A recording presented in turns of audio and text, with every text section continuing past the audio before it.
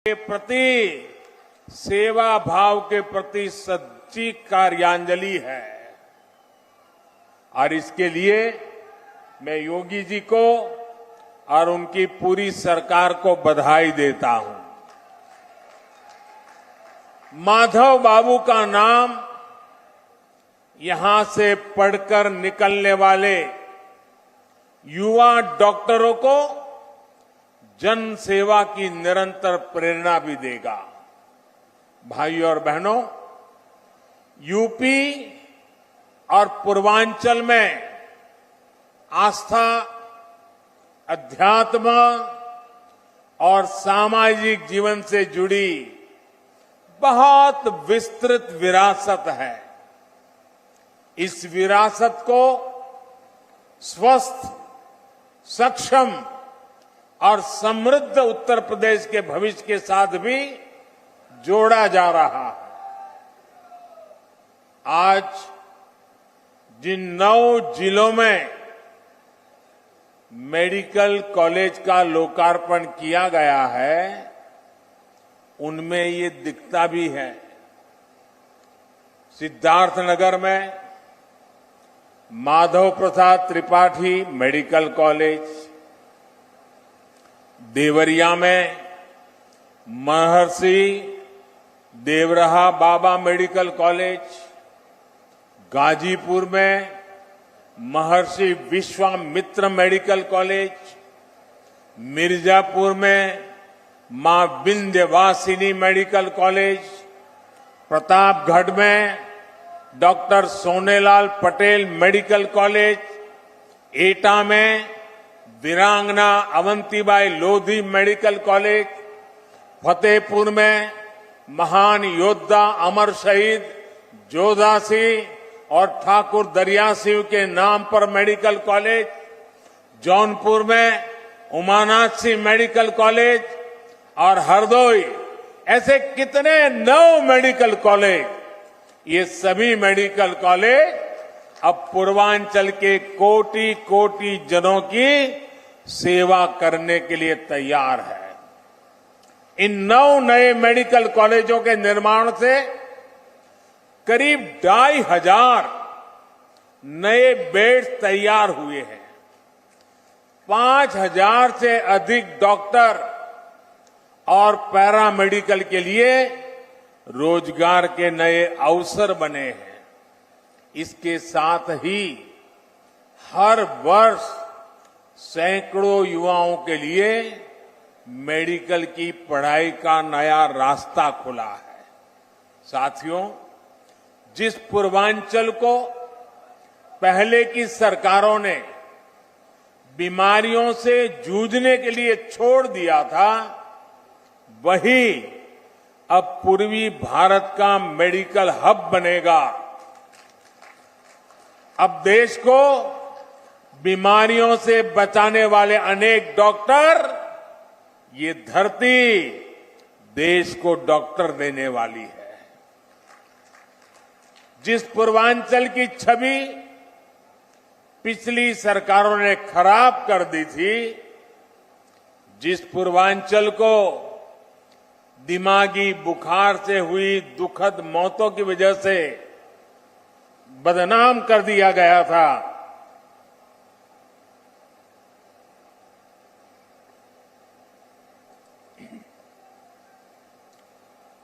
वही पूर्वांचल,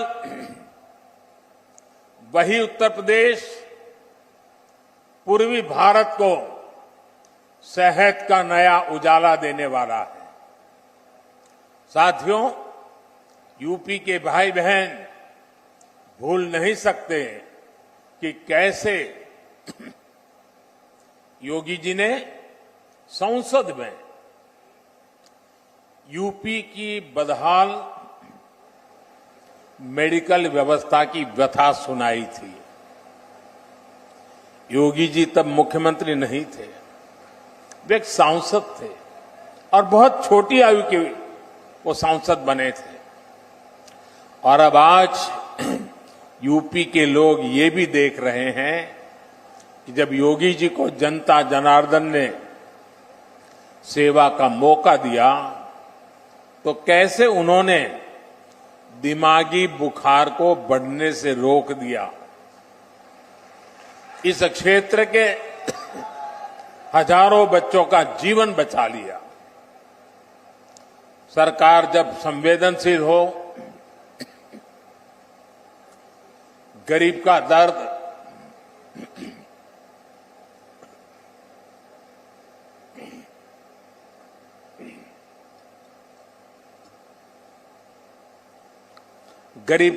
समझने के लिए मन में करुणा का भाव हो, तो इसी तरह का काम होता है। भाइयों और बहनों, हमारे देश में आजादी के पहले और उसके बाद भी प्राथमिकता नहीं दी गई। अच्छा इलाज चाहिए तो बड़े शहर जाना होगा, अच्छे डॉक्टर से इलाज कराना है तो बड़े शहर जाना होगा। रात बिरात किसी की तबीयत खराब हो गई तो गाड़ी का इंतजाम करो और लेकर भागो शहर की तरफ। हमारे गांव देहात की यही सच्चाई रही है। गांवों के कस्बों में जिला मुख्यालय तक में बेहतर स्वास्थ्य सुविधाएं मुश्किल से ही मिलती थी। इस कष्ट को मैंने भी भोगा है, महसूस किया है। देश के गरीब, दलित, शोषित, वंचित, देश के किसान, गांवों के लोग, छोटे छोटे बच्चों को सीने से लगाए इधर उधर दौड़ रही माताएं, हमारे बुजुर्ग जब स्वास्थ्य की बुनियादी सुविधाओं के लिए सरकार की तरफ देखते थे तो उन्होंने निराशा ही हाथ लगती थी। इसी निराशा को मेरे गरीब भाई बहनों ने अपनी नीति मान लिया था। जब 2014 में आपने मुझे देश की सेवा का अवसर दिया, तब पहले की स्थिति को बदलने के लिए हमारी सरकार ने दिन रात एक कर दिए। जनमानस के कष्ट को समझते हुए, सामान्य मानवी की पीड़ा को समझते हुए, उसके दुख दर्द को साझा करने में हम भागीदार बने। हमने देश के स्वास्थ्य सुविधाओं को सुधारने के लिए, आधुनिकता लाने के लिए एक महायज्ञ शुरू किया, अनेक योजनाएं शुरू की। लेकिन मुझे इस बात का हमेशा अफसोस रहेगा कि यहां पहले जो सरकार थी उसने हमारा साथ नहीं दिया। विकास के कार्यों में वो राजनीति को ले आई, केंद्र की योजनाओं को यहां यूपी में आगे नहीं बढ़ने दिया गया। साथियों, यहां अलग अलग आयु वर्ग के बहन भाई बैठे हैं। क्या कभी किसी को याद पड़ता है, और याद पड़ता है तो मुझे बताना, क्या किसी को याद पड़ता है कि उत्तर प्रदेश के इतिहास में कभी एक साथ इतने मेडिकल कॉलेज का लोकार्पण हुआ हो? हुआ है कभी? नहीं हुआ है ना। पहले ऐसा क्यों नहीं होता था और अब ऐसा क्यों हो रहा है? इसका एक ही कारण है, राजनीतिक इच्छा शक्ति और राजनीतिक प्राथमिकता।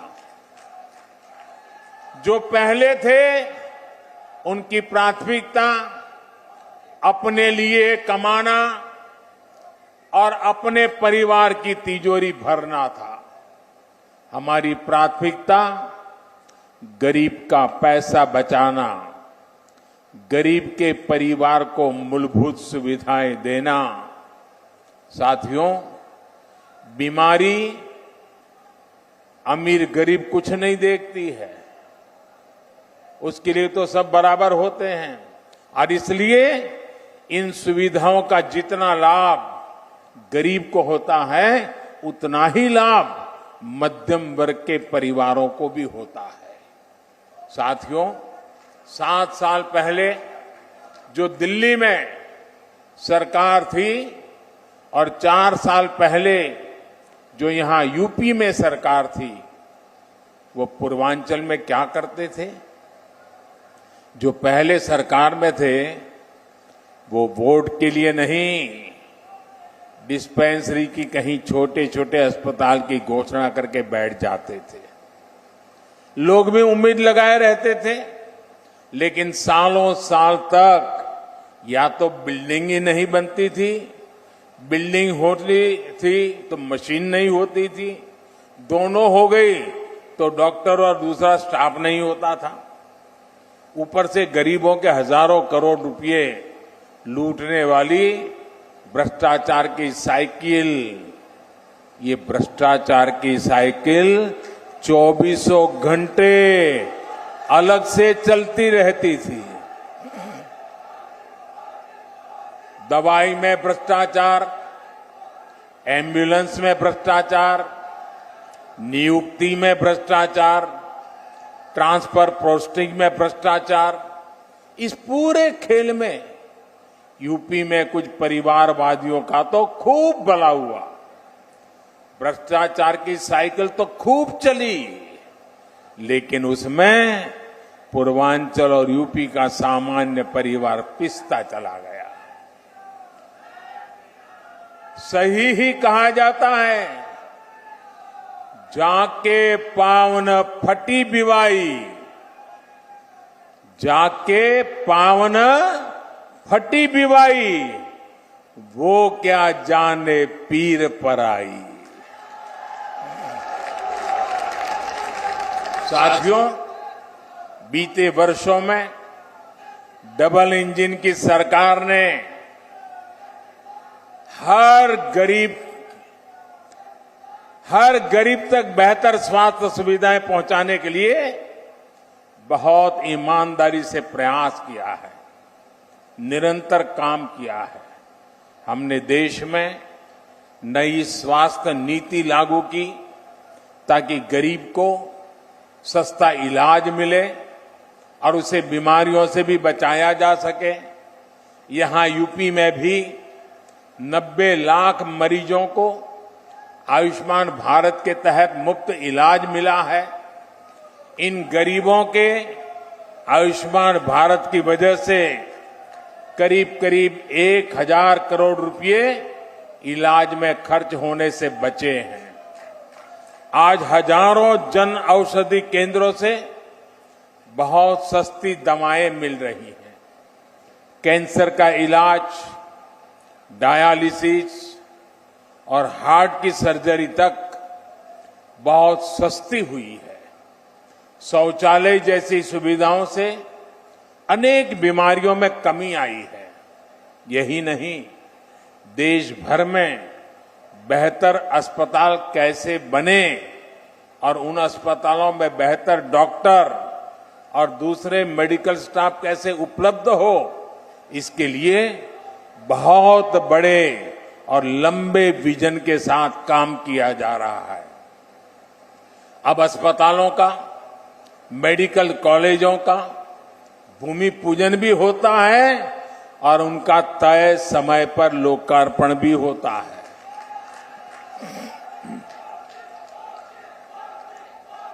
योगी जी की सरकार से पहले जो सरकार थी, उसने अपने कार्यकाल में यूपी में सिर्फ 6 मेडिकल कॉलेज बनवाए थे।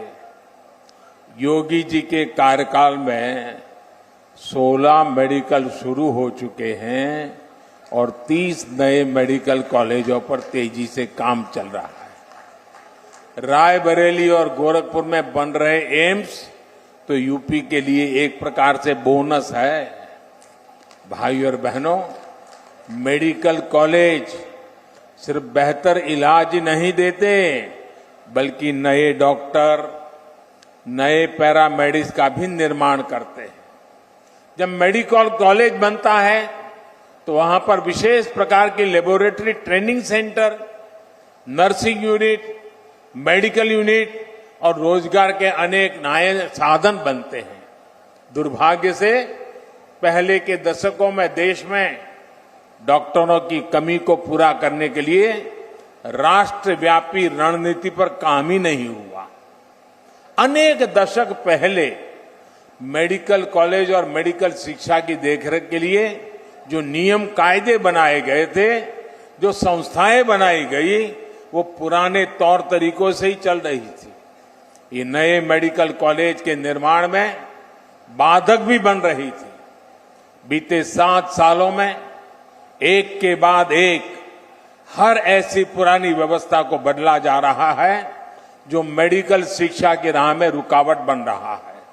इसका परिणाम मेडिकल सीटों की संख्या में भी नजर आता है। 2014 से पहले हमारे देश में मेडिकल की सीटें 90,000 से भी कम थी। बीते 7 वर्षों में देश में मेडिकल की 60,000 नई सीटें जोड़ी गई हैं। यहां उत्तर प्रदेश में भी 2017 तक सरकारी मेडिकल कॉलेजों में मेडिकल की सिर्फ 1900 सीटें थी, जबकि डबल इंजन की सरकार में पिछले 4 साल में ही 1900 नई सीटों से ज्यादा मेडिकल सीटों की बढ़ोतरी की गई है। साथियों, मेडिकल कॉलेजों की संख्या बढ़ने का, मेडिकल सीटों की संख्या बढ़ने का एक महत्वपूर्ण पहलू ये भी है कि यहां के ज्यादा से ज्यादा युवा डॉक्टर बनेंगे। गरीब मां के बेटे और बेटी को भी अब डॉक्टर बनने में और आसानी होगी। सरकार के निरंतर प्रयास का परिणाम है कि आजादी के बाद 70 वर्षों में जितने डॉक्टर पढ़ लिख कर निकले, उससे ज्यादा डॉक्टर हम अगले 10-12 वर्षों में तैयार कर पाएंगे। साथियों, युवाओं को देश भर में अलग अलग एंट्रेंस टेस्ट की टेंशन से मुक्ति दिलाने के लिए वन नेशन वन एग्जाम को लागू किया गया है। इससे खर्च की भी बचत हुई है और परेशानी भी कम हुई है।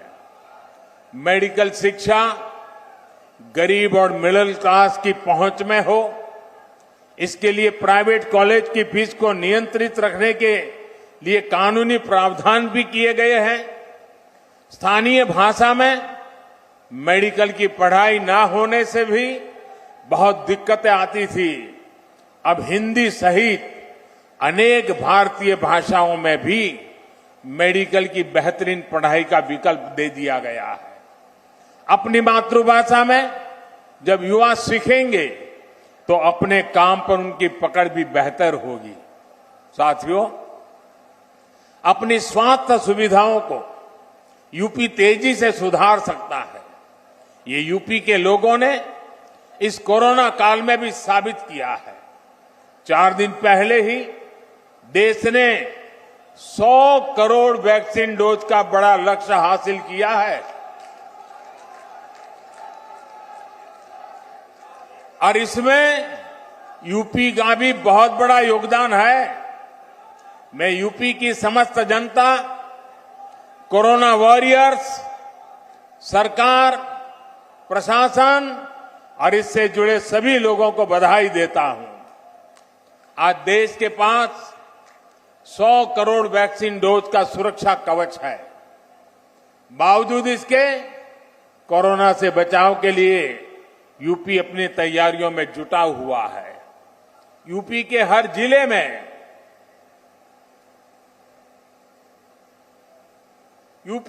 जिले में कोरोना से निपटने के लिए बच्चों की केयर यूनिट या तो बन चुकी है या तेजी से बन रही है। कोविड की जांच के लिए आज यूपी के पास 60 से ज्यादा लैब मौजूद है। 500 से ज्यादा नए ऑक्सीजन प्लांट पर भी तेजी से काम चल रहा है। साथियों, यही तो सबका साथ, सबका विकास, सबका विश्वास और सबका प्रयास, यही तो उसका रास्ता है। जब सभी स्वस्थ होंगे, जब सभी को अवसर मिलेंगे, तब जाकर सबका प्रयास देश के काम आएगा। दीपावली और छठ का पर्व इस बार पूर्वांचल में आरोग्य का नया विश्वास लेकर आया है।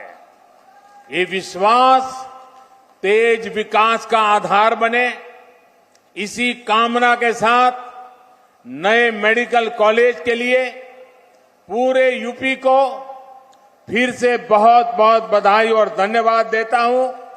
आप भी इतनी बड़ी तादाद में हमें आशीर्वाद देने के लिए आए, इसलिए मैं विशेष रूप से आपका आभार व्यक्त करता हूं।